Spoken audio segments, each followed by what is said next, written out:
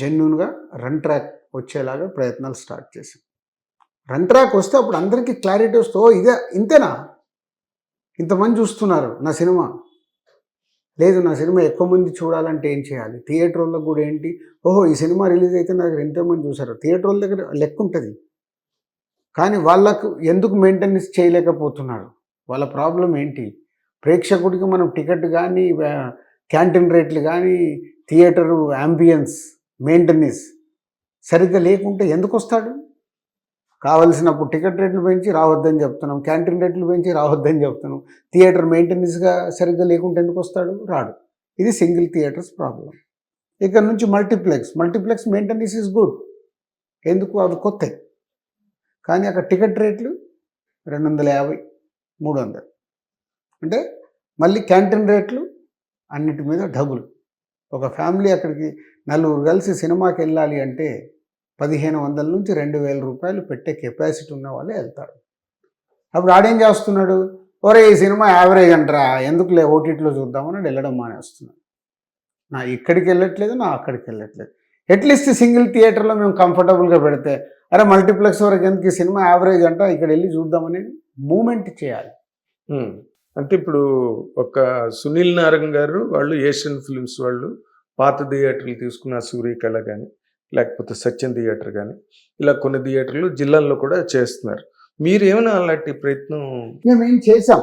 మేము తెలంగాణలో ఒక 20 థియేటర్స్ అలా చేసాం. ఆంధ్రాలో ఉత్తరాంధ్రలో కొన్ని థియేటర్లు చేసాం. అవి చేయడం వల్ల అక్కడ బెటర్ రెవెన్యూ వస్తుందా 100%. ఇవాళ గద్వాల అనే సెంటర్ ఉంది ఇక్కడ తెలంగాణలో, అది తీసుకొని పాత థియేటర్ తీసుకొని మల్టీప్లెక్స్ కన్వర్ట్ చేసి 2 స్క్రీన్స్ 3 స్క్రీన్స్ చేసాం. గద్వాల్లో అప్పటి వరకు ఒక సినిమాకి 5 లక్షలు వచ్చే సినిమా ఈరోజు 15 లక్షలు వస్తుంది. ఓకే, ఎందుకు ప్రేక్షకుడు అరే థియేటర్ బాగైంది, కంఫర్ట్, థియేటర్కి వెళ్దాము అని కల్పించాం. అది everywhere, that formula it's work. Oh great అండి. అయితే కానీ ఇప్పుడు మీరు సింగిల్ స్క్రీన్ థియేటర్లు నిలబడాలంటే ఏదో రన్ ట్రాక్ అని చెప్తున్నారు ఇంకోటి, బట్ ఇండస్ట్రీగా సినిమా ఇండస్ట్రీని గుర్తించి చాలా సంవత్సరాలు అయింది. సినిమా ఇండస్ట్రీని ఒక ఇండస్ట్రీగా గుర్తించి, బట్ గవర్నమెంట్ ఇండస్ట్రీ దగ్గర నుంచి 7 రూపాయలు టారిఫ్ ఉంటే కరెంటు ఎలక్ట్రిసిటీకి స్టిల్ సింగిల్ స్క్రీన్ థియేటర్లు 10 రూపీస్ కట్టారు. సో అది థియేటర్స్ ప్రాబ్లము ఇవన్నీ కలిపి గవర్నమెంట్కు ప్రజెంటేషన్ ఇస్తున్నాం. సో అది ఎంత డిఫరెన్స్ అవుతుంది చెప్పమన్నారు సీఎం గారు. దీనిలాగా చేస్తే ఎంత డిఫరెన్స్ వస్తుంది, సో థియేటర్ల సైడ్ ఏం చేయగలుగుతాము, చేయడానికి ప్రయత్నం చేస్తున్నాం. అంటే ఈ ఎలక్ట్రిసిటీ కూడా అటెండ్ అవుతారా, థియేటర్స్కి సంబంధించిన ఇష్యూస్ మీద అన్నిటి మీద. ఈ పర్సంటేజ్ అన్నదాన్ని కూడా చెక్ చేస్తారా ఇప్పుడు? మరి మీరు తీసుకున్న నిర్ణయం వాట్ ఎవర్, మీరు ఇప్పుడు మీ దగ్గర మీరు ఒక రకంగా చూస్తే 2 పక్కల 10 ఉన్న కత్తి, లేదా ఇటు వెళ్తే నుయ్యి అటు వెళ్తే గొయ్యి అన్న పరిస్థితిలో ఉన్నారు మీరు. చైర్మన్గా, నిర్మాతగా మాట్లాడట్లేదు నేను. మీ నిర్ణయాలు పరిశ్రమ ఒప్పుకునేటట్టు మీరు చేయగలరా, లేకపోతే ఇప్పుడు ప్రభుత్వం ఒప్పుకునేటట్టు? సీఎం రేవంత్ రెడ్డి గారు ఇటు ఇండస్ట్రీకి అటు గవర్నమెంట్కు నేనుంటే మధ్యలో ఉంటే బాగుంటుందనే నన్ను పెట్టారు. ఎగ్జాక్ట్లీ. కాబట్టి 2 సైడ్ నేను బ్యాలెన్స్ చేసి నేను సెట్ చేస్తాను అలాంటి పరిస్థితి వస్తే. అదేలేండి, మీరు చాలా సీరియస్ ఇష్యూస్ మధ్య గవర్నమెంట్కి కన్విన్స్ ఎలా చేయాలి, ఇక్కడ ఉన్న ప్రాబ్లం చెప్పి, ఇప్పుడు గవర్నమెంట్ నుంచి ఏ పనులు చేసుకుంటే మనకు కరెక్ట్గా ఉంటుందని ఇండస్ట్రీకి చెప్పగలుగుతాం. మీకు ఆ ఫేస్ వాల్యూ ఉందిలేండి, ఆ గ్లామర్ కూడా ఉంది కాబట్టి. మన దిల్ రాజు వచ్చి చెప్తున్నాడు అన్న ఒక ఫీలింగ్, తమ్ముడు అన్న ఫీలింగ్ మీకుంది తమ్ముడు టైటిల్తో. కానీ ఇంకొక పాయింట్ సార్, ఇప్పుడు బన్నీవాస్ కూడా మధ్య ఒకసారి ఒక ట్వీట్ చేశారు, ఏమని, ఈ హీరోలు అన్నవాళ్ళు 2 ఏళ్లకి 3 ఏళ్లకి ఒక్కొక్క సినిమా చేస్తుంటే మాత్రం మనకి సింగిల్ స్క్రీన్ థియేటర్ల దగ్గర నుంచి వచ్చేది ఏమీ లేదు, ఆ 43% నీకు పావాలా నాకు పావాలా. నేను ఇప్పుడు మొన్న చెప్పిన ప్రతి దాంట్లో ఇదే ఉన్నాయండి. ఒక 5 పాయింట్లు ఈజ్ ఇంపార్టెంట్. ఇది చెప్పి నేను మీకు కన్క్లూడ్ చేస్తాను. సింగిల్ స్క్రీన్ బతకాలి అంటే ముందు ఫుట్ఫాల్ పెరగాలి అని అంటే థియేటర్లో టికెట్ ప్రైస్ సింగిల్ స్క్రీన్స్లో రీజనబుల్గా ఉండాలి, నాట్ మల్టీప్లెక్స్. అలాగే రెండోది క్యాంటీన్ రేట్లు కంఫర్టబుల్గా పెట్టాలి. అంటే మిడిల్ క్లాస్ లోవర్ క్లాస్ వాళ్ళు కూడా సింగిల్ స్క్రీన్స్కి వచ్చి సినిమాలు చూసేలాగా చేయాలి.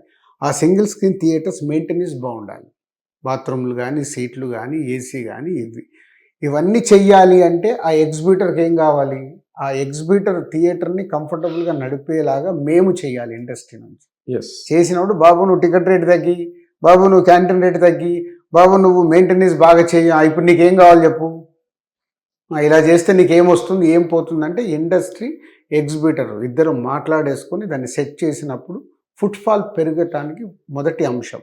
ఎస్. రెండో అంశం ఎవ్రీ వీక్ సినిమా రావాలి. ఒక వారం సినిమా వచ్చి 4 వారాలు సినిమా రాకుంటే ప్రేక్షకుడికి ఆ ఎడిక్షన్ పోతుంది, థియేటర్కి దూరం అయిపోతాం. అదే జరిగింది. అడిగి ఈ ఫ్రైడే అయిపోతారా నెక్స్ట్ ఇంకో ఫ్రైడే సినిమా వస్తుంది అనేది ఎప్పుడు మన దాంట్లో ఉండాలి.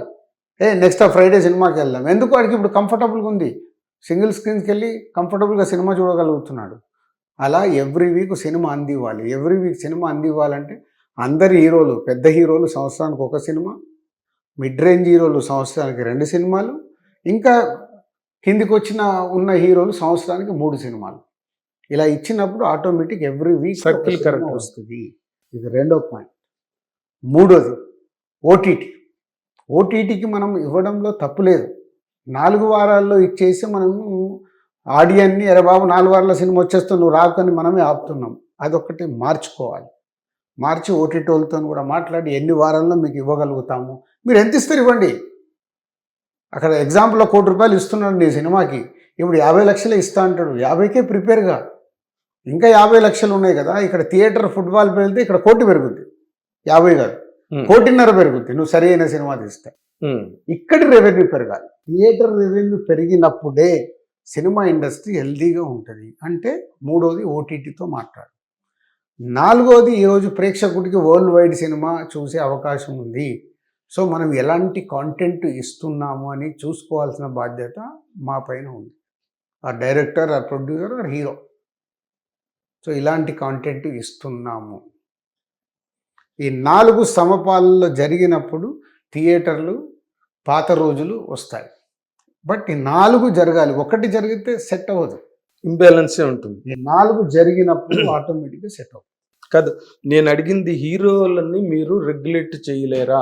రెగ్యులేట్ ఇప్పుడు ఒక ఇండస్ట్రీగా ఆయన ఇష్టం కదా, అది ఆయన ఇష్టం. మనం ఏం చెప్పగలుగుతాం, సార్ ఫాస్ట్గా చేయండి, సంవత్సరానికి ఒక సినిమా ఇవ్వండి. ఎందుకు వాళ్ళని తప్పు పట్టడానికి లేదు కదా, వాళ్ళు పాన్ ఇండియా మార్కెట్లో చూసుకుంటున్నారు. మరి ఇంకా అలాంటప్పుడు ఇక్కడ ఇండస్ట్రీ ఏమవుతుంది? సో 6 స్టార్ హీరోలు ఉన్నారండి అవును అనుకుందాం. 6 స్టార్ హీరోలు సంవత్సరానికి ఒక సినిమా ఇస్తే చాలు. నెక్స్ట్ మళ్ళీ స్టార్స్ కావాలనుకునే ఒక 5-6 ఉన్నారు, వీరు సంవత్సరానికి 2 సినిమాలు ఇస్తే చాలు. నెక్స్ట్ కింద స్టోరీ బేస్డ్, ఇప్పుడు మనం మాట్లాడాం స్టోరీ బలగం కానీ కోర్టు కానీ ఇలాంటి సినిమాల వల్ల ఏంటి, జస్ట్ క్యారెక్టర్ ఆర్టిస్ట్ లాగా. అవునండి. అలాంటి ఈ సంవత్సరానికి ఒక్కొక్కరు కింద ఉన్న హీరోలు 3 సినిమాలు చేస్తే చాలు. వాళ్ళు 3 సినిమాలు ఈజీగా చేసేయచ్చు. ఎందుకు 50 రోజులు 60 రోజులు వాళ్ళ సినిమా ఫినిష్ అవుతుంది. అవును, కానీ వాళ్ళు